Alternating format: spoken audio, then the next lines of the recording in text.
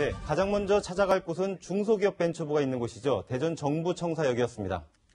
극우 사관, 뉴라이트 사관 논란이 되고 있는 박성진 장관 후보자에게 또 다른 의혹이 제기되고 있습니다. 이 함께 재직했던 동료 교수에게서 전혀 다른 증언이 나온 건데요. 네, 내부에서 나온 고발이 과연 청문회에 영향을 미칠까요? 자세한 이야기 이현종 문화일보 논설위원, 소종섭 전 시사저널 편집국장, 서정욱 변호사와 함께합니다. 어서 오세요. 네, 안녕하세요. 박성진 장관 후보자에 대해서 굉장히 많은 의혹들이 불거지고 있는데 네. 이번에는 동료 교수에게서 의혹이 제기됐습니다. 어떤 내용입니까? 그러니까 지금 박성진 후보자가 좀 사면 초과의 상황에 있는 것이 아닌가 생각이 듭니다. 특히 이제 이번에 처음으로 신설된 이제 중소기업 벤처부 같은 경우에 그 수장을 맡았는데 이분은 이제 포스텍 이제 교수 출신이시죠. 근데 이제 아무래도 처음에부터 이 어떤 역사 사관의 문제와 함께 또 예를 들어서 이제 당시에 학교에 있을 때 이제 초청 연설을 할 때 당시에 뭐 아무래도 이제 우파 쪽의 교수로 알려진 이영훈 교수를 초청해서 했다든지 또 변희재 씨를 초청했다든지 이런 것들이 또 논란이 됐고 이제 근데 문제는 이제 그 다음에 어떤 해명을 하는 과정에서 자기가 그런 역사관에 대해서 정확히 뭔지 잘 몰랐다. 그리고 자기가 초청한 적이 없다. 이렇게 이제 좀 해명을 했어요. 근데 이제 내부에 있는 교수들이 무슨 소리냐? 당신의 박성진 교수 주도로 해서 다 초청했다. 그리고 역사관도 굉장히 그거에 대해서 논쟁을 많이 했다. 즉 자기 그냥 잘 모르고 한 이야기가 아니라 자신의 어떤 소신과 같이 어떤 강력히 주장을 했다는 것과 함께 이분은 이제 크리스찬입니다. 그러다 보니까 아무래도 이제 창조과학회라고 해서 이제 아무래도 이 창조론 이걸 중심으로 하는 이제 과학 모임이 있어요. 이제 그거를 이제 이사 역할을 이제 오랫동안 했다는 것이죠. 이것 자체도 지금 현재 논란이 되고 있는 상황입니다. 네. 그러니까 특히 이제 과학계에서는 굉장히 좀 정직해야 되고 이렇게 투명해야 된다. 이거 강조하잖아요. 그런데 이 박성진 후보자 같은 경우가 말이 평소 생활과 달랐다. 그게 바로 문제가 아니냐. 이렇게 지금 지적을 하고 있는 거잖아요. 그쪽에 저는 두 가지가 문제라 보는데요. 일단은 이제 그 해명 과정에서 뭔가 이게 그 도덕성 문제. 그게 하나 있는 거고요. 그 다음에 두 번째는 이게 저는 이게 또 자질이 문제가 왜냐하면 이게 이분의 역사관이요. 예를 들어 이게 뭐 지금 이분은 행정각부의 장이면서 또 이게 국무회의 위원으로서 국무위원이에요. 그럼 이게 국무위원은 국정 전반을 알아야 되는데 이분이 이게 소위 생활보수라면서 역사에 대해서 이게 전혀 관심이 없다. 이거는 저는 도저히 납득이 안 돼요. 왜냐하면 이게 본인이 소신이 뭐 건국이 1948년이다. 여기까지는 괜찮아요.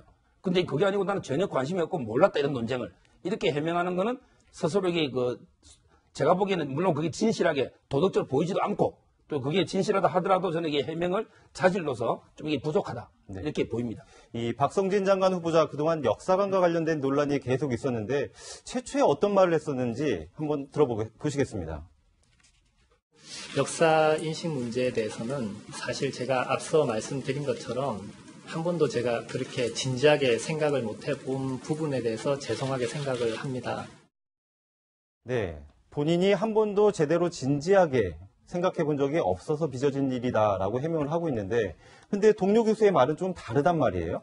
그러니까 그러다 보니까 이제 이른바 정직성과 도덕성 논란이 생기는 것이고 특히 이제 중소벤처기업부 장관에 과연 맞는 거냐 뭐 이런 제기가 지금 되고 있는 것이죠. 본인은 뉴라이트라는 것도 들어는 봤지만 내가 뭐 뉴라이트가 뭔지 뭐 생각해 본 적도 없고 회원 가입한 적도 없고 뭐 이렇게 쭉 얘기를 했는데 동료 교수가 언론에 얘기한 것은 그렇지 않거든요. 평소에 이 박성진 후보자가 건국절이라든지 또 종북 세력이라든지 이런 부분에 대해서 굉장히 열정을 갖고 동료 교수를 이렇게 설득하려고 했다. 뭐 그러면서 이제 이른바 이제 극우 농객 초청에 대해서 어떤 문제 제기를 하면 그걸 이제 억압이다. 뭐 이러면서 또 강하게 또 반발하는 그런 모습을 보여주기도 했다. 이런 또 증언을 했거든요. 그러니까 그러한 어떤 역사관 부분에 대해서 박성진 후보자의 해명과 전혀 다른 부분이 동료 교수로부터 나왔다. 그러면서 도덕성과 정직성 논란이 제기가 되고 있고 또 하나 이제 변희재 씨를 초청하는 부분에 대해서도 이 변희재 씨를 초청하는 부분에서 박성진 후보자가 주도적인 역할을 했다라는 보도가 있었는데 거기에 대해서 박 후보자 측은 그게 아니다. 내가 그런 역할을 한 적이 없다라고 얘기를 했는데 그것에 대해서 그 당시 그 전체적인 행사를 주관했던 기술창업육성센터의 센터장은 맞다. 박성진 후보자가 그때 얘기해서 초청한 거다. 또 이렇게 얘기를 한단 말이에요. 그러니까 이것 자체도 이것도 지금 이른바 도덕성 거짓말 논란에 휘말려 있는 상황이라 여러 가지로 박성진 후보자로서는 월요일 날 진행될 청문회에서 상당히 좀 험난하지 않을까 예상이 됩니다. 네. 근데 사실 청와대에서는 문재인 대통령의 인사가 좌우를 가리지 않는 탕평 인사다라는 게 바로 이 그렇죠. 박성진 후보자라고 이야기를 하는데, 근데 이제 다음 주 막상 청문회를 갔을 때 그런 역사관이랄지 박성진 후보자가 준비가 안 된 모습이 만약에 노출이 되면 청와대로서도 굉장히 부담이 되는 거 아니겠습니까?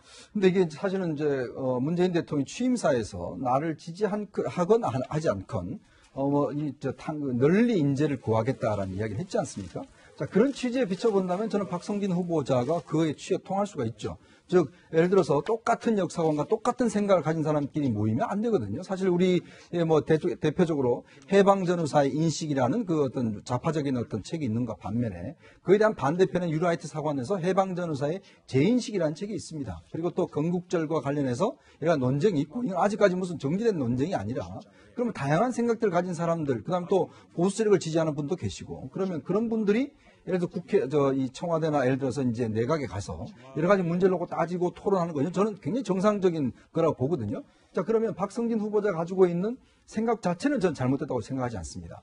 그러니까 그렇기 때문에 문제는 이걸 이제 본인이 해명하는 과정에서 자, 그러면 나는 그런 역사관을 가지고 있다. 자, 그러면 이런 생각을 갖고 있다는 소신이 있어야 되거든요. 근데 문제는 그 다음에 어떤 이분이 해명하는 과정에서 나타나는 여러 가지 과정은 이게 소신이 아니라 그냥 난 잘 몰랐다라고 이제 한다든지 왔다 갔다 한다든지 이런 걸 비춰봐서 과연 이 문제가 이제 국회에 갔을 때 물론 이제 아마 야당이나 일부에서는 그 역사관 자체를 갖고 따질지는 모르겠지만 또 한편에서는 이게 장관과 국무위원 후보자가 이런 역사관과 이런 소신에 대해서 이건 어떤 상황에 따라서 바뀌는 것 이거 자체가 문제가 아니냐 이게 오히려 저는 더 쟁점이 될 수 있다 이렇게 봅니다. 네.